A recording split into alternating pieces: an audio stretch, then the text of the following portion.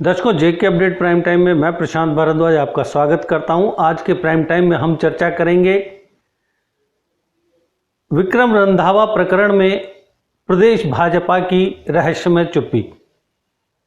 आपको याद होगा कि कल सीनियर बीजेपी लीडर जो कि स्टोन क्रशर एसोसिएशन के प्रेसिडेंट भी हैं विक्रम रंधावा, उन्होंने अपने घर पर बुलाई एक प्रेस कॉन्फ्रेंस में बड़े गंभीर आरोप लगाए थे, जहां उन्होंने डिस्ट्रिक्ट माइनिंग ऑफिसर अंकुर सचदेवा पर आरोप लगाए थे। वहीं उन्होंने पीएमओ में मंत्री डॉक्टर जितेंद्र सिंह पर भी गंभीर आरोप लगाए थे।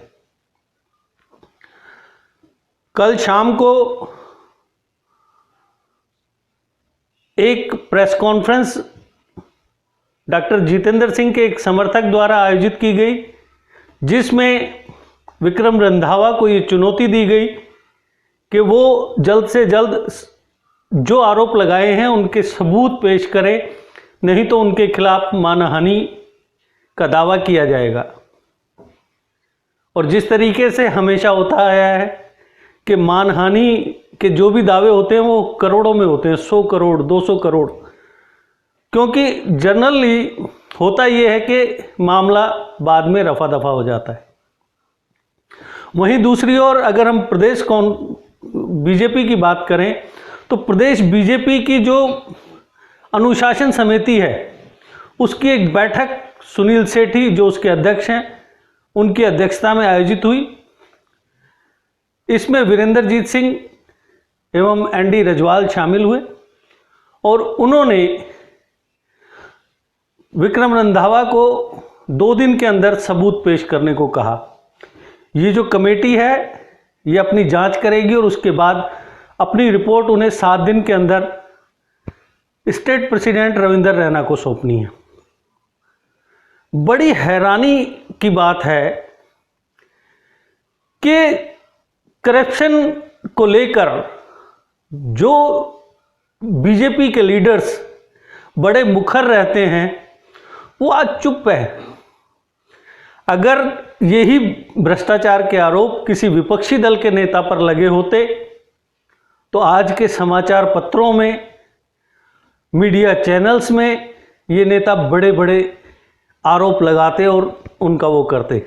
लेकिन आज बीजेपी के सभी नेतागण मौन साधे हुए हैं। कांग्रेस के लीडर्स उन्हें मौका मिला है तो वो डॉक्टर जितेंद्र सिंह के इस्तीफे की मांग कर रहे हैं। और जाहिर सी बात है कि विपक्षी दल में हैं तो उन्हें कुछ मौका मिला है, कुछ मुद्दा मिला है सत्तारूढ़ दल पर आक्रमण करने का, तो उसका इस्तेमाल कर रहे हैं। लेकिन जो लोग बीजेपी के लीडर्स जो मुखर रहने वाले हैं उनकी चुप्पी बहुत से सवाल खड़े कर गई है। क्या सवाल हैं, हम उन पर चर्चा करेंगे।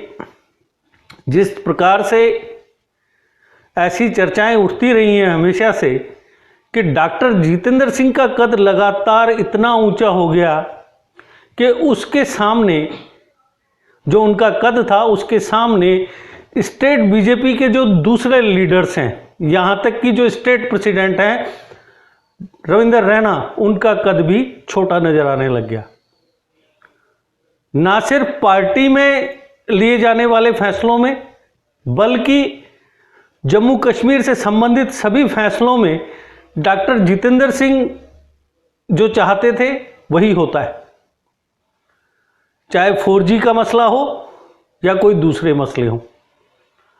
4G के लिए जनता 15-16 महीने लगातार मांग करती रही, कारोबारी मांग करते रहे, लेकिन वो पूरा नहीं हुआ। और जब ग्रीन सिग्नल मिला उसके बाद में 4G को लॉन्च किया गया, यहाँ तक कि सुप्रीम कोर्ट के ऑर्डर को भी नहीं माना गया। जब पूरे देश में अनलॉक प्रोसेस स्टार्ट की गई उसके बावजूद लखनपुर को ऐसा बना दिया गया जैसे वो किसी दूसरे मुल्क में है। वहाँ पर अनलॉक बहुत देर बाद जाकर किया गया और उस वहाँ पर जो पाबंदियां लागू थी उनसे न सिर्फ आम लोगों को परेशानी हो रही थी, बल्कि जो देश विदेश से सैलानी आते हैं, जो टूरिस्ट आते हैं, उन्हें भी बड़ी परेशानियों का सामना करना पड़ रहा था। और उसके पीछे भी कहीं ना कहीं दबी जबान में डॉक्टर जितेंद्र सिंह का नाम लिया जाता था। क्या ऐसा तो नहीं कि जो कल की प्रेस कॉन्फ्रेंस है विक्रम रंधावा की, वो कहीं सारे जो स्टेट बीजेपी के लीडर्स हैं उनकी सहमति से हुई है? क्योंकि जिस तरह की चुप्पी उन्होंने साधी हुई है उससे बड़े सवाल खड़े हो रहे हैं, और उन्हीं में से जो एक सवाल है वो मैं आप सबके सामने पेश कर रहा हूं कि क्या डॉक्टर जितेंद्र सिंह का कद घटाने के लिए ये सारा जो प्रकरण है इसका खुलासा किया गया?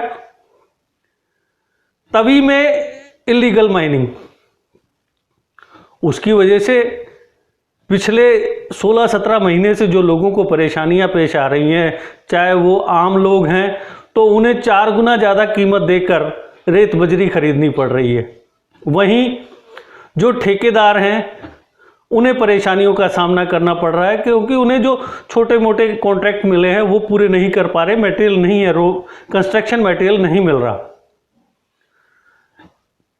अगर हम थ्रेशर मालिकों की बात करें तो उन्हें भी परेशानियां आ रही हैं, जबकि कुछ प्रभावशाली लोग जिनमें बड़े बड़े लीडर्स शामिल हैं उनके अपने जो थ्रेशर्स हैं वो कंटिन्यू काम कर रहे हैं, और वो किस तरीके से काम कर रहे हैं, उन्हें किस तरीके से परमिशन मिली, इसकी भी जांच की जानी चाहिए। बीजेपी के 2 बड़े लीडर्स के थ्रेशर चल रहे हैं, कंटिन्यू चल रहे हैं, उन पर जो माइनिंग पर बैन है उसका कोई असर नहीं हुआ है। जो गवर्नमेंट के डेवलपमेंट प्रोजेक्ट्स हैं वहां पर परमिशन दी गई है, जो टिपर वाले हैं, ट्रैक्टर ट्रॉल हैं, उन्हें परमिशन दी गई है, वो परमिशन किस तरीके से मिली वो भी जांच का विषय है। उनमें से जितना खनन किया जाता है वो क्या पूरा का पूरा उस प्रोजेक्ट साइट पर पहुंचता है या नहीं पहुंचता, उसमें से कितना ओपन मार्केट में बेचा जाता है, ये भी एक सवाल है। सवाल बहुत हैं लेकिन जवाब देगा कौन?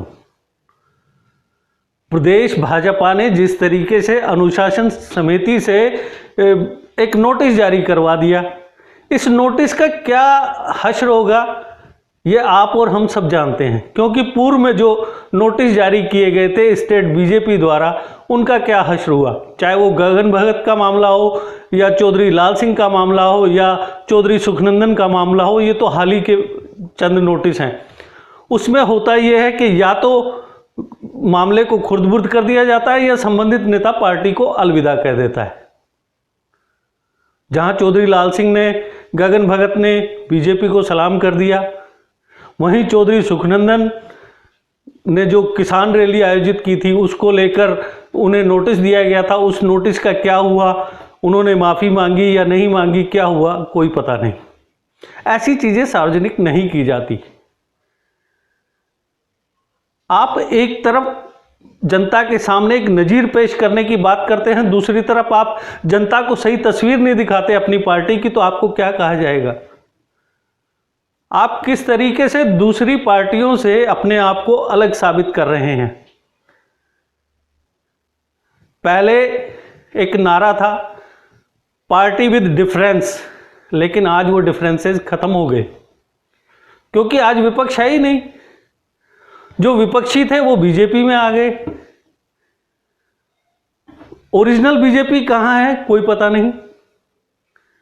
जितने कांग्रेसी लीडर्स थे वो आज बीजेपी में हैं। ये मैं जम्मू कश्मीर की बात नहीं कर रहा है, मैं पूरे हिंदुस्तान की बात कर रहा हूं कि किस तरीके से विपक्ष को साफ कर दिया गया, और उसका खामियाजा जहां लोकतांत्रिक प्रोसेस को हुआ वहीं उसका खामियाजा बीजेपी को भी भुगतना पड़ रहा है। उसका ताज़ा उदाहरण विक्रम रंधावा द्वारा लगाए गए गंभीर आरोप है। इन आरोपों का जवाब देने के लिए अनुशासन समिति की जरूरत नहीं है। क्यों नहीं state BJP president Ravinder Raina जो भ्रष्टाचार को लेकर बड़े बड़े दावे करते हैं, मैं टोल प्लाजा को लेकर बात हुई, मैं उखाड़ कर फेंक दूंगा। क्या उखाड़ लिया उन्होंने? हम ये करेंगे, हम वो करेंगे, किया क्या? आपने अभी तक कुछ नहीं किया, उसको हम सहन कर लेंगे, जनता सहन कर लेगी। लेकिन ये इतने गंभीर आरोप हैं कि इसका जवाब देने के लिए आपको सामने आना ही पड़ेगा। आप अगर अपने मन चाहे पत्रकारों को ही इंटरव्यू दीजिए, लेकिन दीजिए तो सही, उनको बताइए तो सही, ताकि जनता को पता लगे कि आप इस प्रकरण को लेकर क्या सोचते हैं। क्योंकि अगर आप नहीं बताएंगे तो आपकी चुप्पी भी बड़े सवाल खड़ा करेगी और आपको इन सवालों का जवाब देना होगा। जिस तरीके से इतने गंभीर आरोप कि भाई एक सरकारी अफसर के पर आरोप लगा कि वो हरास कर रहा है, और वो इसलिए हरास कर रहा है कि केंद्रीय मंत्री उससे हिस्सा मांगते हैं और उसे मजबूरी में थ्रेशर मालिकों से पैसा लेना पड़ता है। तो जब इतने गंभीर आरोपों से परेशान होकर एक ऐसा व्यक्ति जो सार्वजनिक जीवन से जुड़ा हुआ है, जो एमएलसी रह चुका है और जिसने ना जाने भविष्य में विधानसभा चुनाव लड़ना है या क्या क्या करना है, वो एक अलग मुद्दा है, लेकिन वो आदमी जब इतना मजबूर हो गया कि वो उस सरकारी अधिकारी को गोली मारने की बात कर रहा, उसे जान से मारने की बात कर रहा, इन हालात में आपकी चुप्पी बड़ी हैरानी वाली है। आपको जवाब देना होगा। आज नहीं देंगे तो एक वक्त आएगा कि आपसे जनता ये सवालों का जवाब मांगेगी और आपको देने पड़ेंगे। बेहतरी इसी में है कि आप अपनी विश्वसनीयता जनता के बीच बनाए रखने के लिए इस सारे प्रकरण में अपनी पोजीशन क्लियर कीजिए। ये तो बाद में जाकर पता लगेगा कि इस सारे प्रकरण के पीछे है कौन।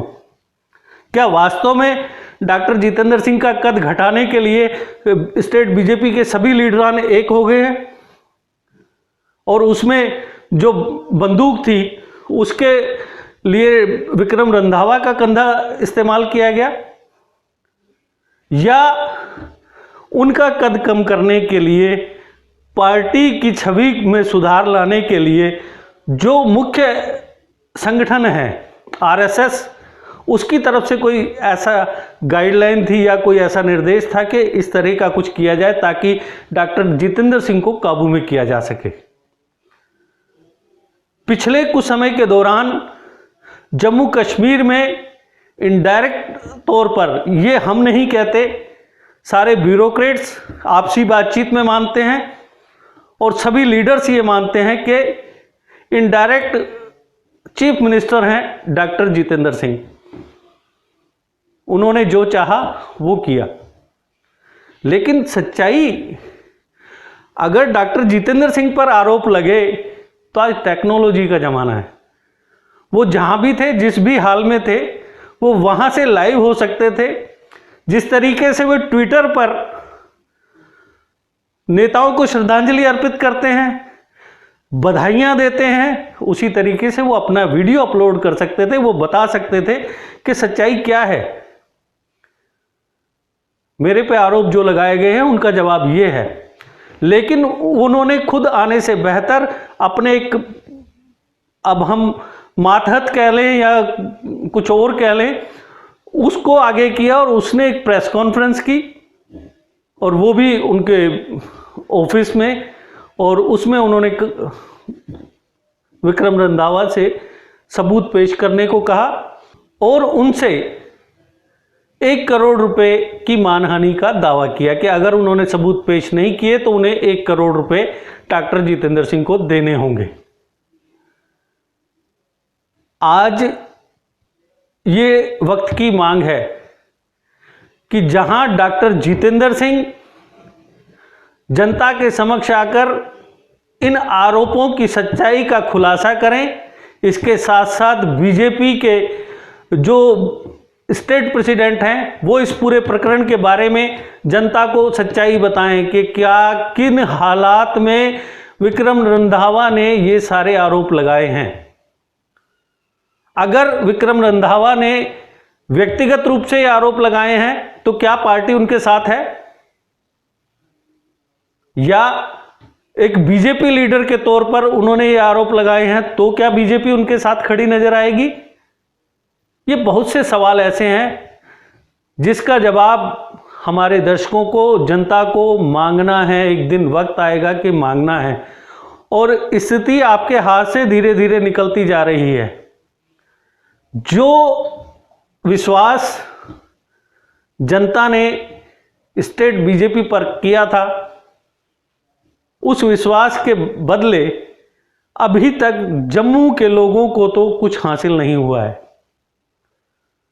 कहीं ऐसा नहीं हो कि जनता का जो रोष है वो इस खुलासे के बाद और तेज हो जाए और लोग बीजेपी लीडर्स को सड़क पर चलना दूभर कर दे।